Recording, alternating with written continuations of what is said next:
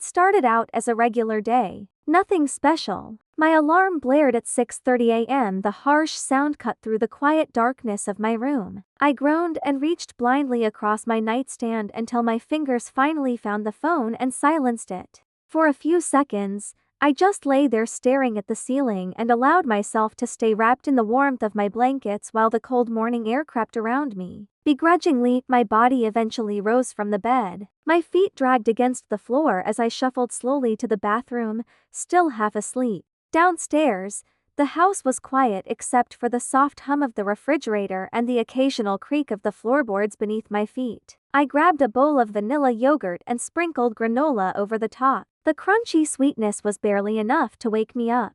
Outside the kitchen window, the sky was painted in dull shades of gray-blue. It was the kind of morning that felt ordinary in every possible way. After rinsing my bowl in the sink, I threw on my backpack and headed out the door. My hands pulled my jacket tighter around me to protect against the crisp spring air. At the corner of the street, I stood waiting for the bus as I watched sleepy neighbors back their cars out of driveways. Once at school, I walked slowly through the crowded hallways toward my locker. My body strategically weaved past groups of students laughing loudly and talking about homework, sports, and whatever drama had happened the day before. The fluorescent lights buzzed faintly overhead while lockers slammed shut all around me. I spun the combination lock open, shoved my backpack inside, and grabbed the notebooks and folders I needed for first period. There was never any rush. I still had time before the warning bell, so I took my time making my way down the hallway. Like every morning, my French teacher was already in the classroom before anyone else, quietly humming a tune I didn't recognize as she organized papers at her desk. The room smelled faintly of dry erase markers and old textbooks. I slid into my usual seat at the back table near the window, dropped my folders onto the desk, and rested my head on my folded arms. My goal was to try and steal a few more minutes of sleep before the day officially started. Around me, more students slowly trickled into the room, their voices blending into a dull background hum. Then it was the same routine as always. The morning announcements crackled over the decades-old speakers, the teacher taking attendance, and another long school day beginning exactly like the one before it. After French came pre-calculus, where the whiteboard was already covered in equations by the time I walked in. I spent most of the class trying to stay focused while my teacher explained concepts that somehow always seemed more complicated than they probably were. Chemistry came next, filled with the sharp smell of cleaning chemicals and the constant scratching of pencils against paper as everyone copied notes from the projector.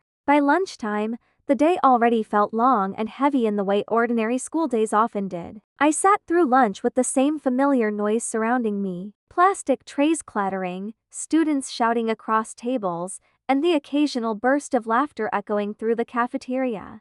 After lunch came English, where we discussed chapters from a novel I had barely started reading, then world history with its endless lectures and timelines, and finally computer science, the last class standing between me and freedom. By the end of the day, my brain felt numb from staring at screens, notebooks, and classroom walls for hours. I wasn't involved in any after-school sports, activities, or clubs, so when the final bell rang, I headed straight for the buses with everyone else. The ride home was quiet except for the low rumble of the engine and scattered conversations drifting through the seats. I leaned my head against the cool window and watched neighborhoods blur past outside. Luckily, I wasn't scheduled to work at the local grocery store that evening, which meant I could go home, finish my homework, shower, and hopefully get to bed early for once. Then, unbeknownst to me, my uncle, aunt, and younger cousin, Corey, had decided to come over for dinner. I had barely made it through half a page of math problems when my bedroom door suddenly swung open without warning.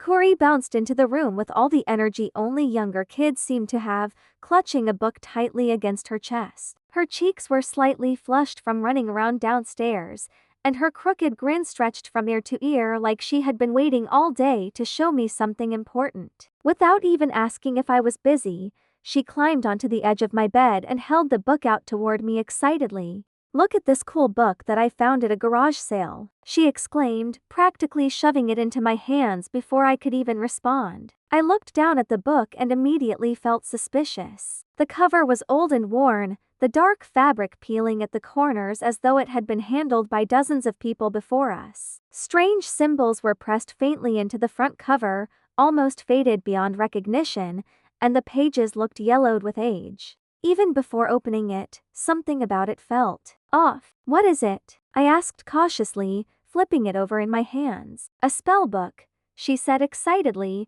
her eyes widening with delight. "I want to try one of the spells to see if it really works." I stared at her for a moment, completely unimpressed. Of course, this was exactly the kind of thing Corey would bring home. I face-bombed internally and leaned back in my chair with a sigh. "Okay, Corey," I said slowly, "how many times have you had these ideas before and they turned out badly?" Corey laughed. "Ava, you're too cautious. Let's live a little. Last time was a fluke. Nothing happened." "Nothing?" I repeated, staring at her in disbelief. "You wanted us to talk to a spirit on the Ouija board, and that spirit wouldn't leave us alone for a month. Our parents literally had to call a priest to exorcise it." "See?" she responded triumphantly. "The priest got rid of it." I shook my head slowly. That spirit wasn't dangerous, but she was annoying. She kept me awake all night with all that crying. Every single night it was, "I miss my boyfriend, where's my boyfriend? He died in the war, I'll never love again." I groaned dramatically and dropped my head against the desk. I had dark circles under my eyes for 3 weeks because of ghost relationship problems.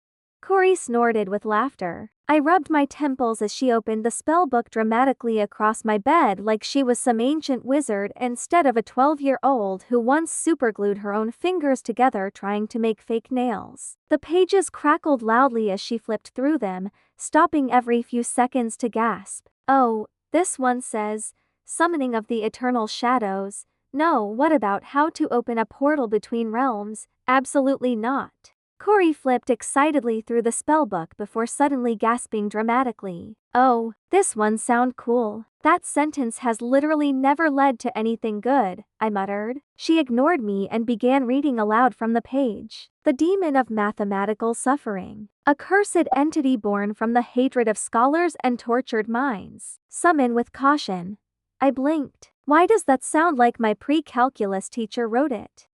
Corey continued reading. "This ancient demon wanders endlessly, consumed by rage toward the language of numbers and symbols." I paused. "Wait." Her eyes widened with excitement. "The beast particularly despises algebra." We both stared at each other silently for a moment. "Honestly?" I admitted carefully. "That's the most relatable demon I've ever heard of." Corey grinned. "So, we're doing it?" "No, come on. What's the worst that could happen?"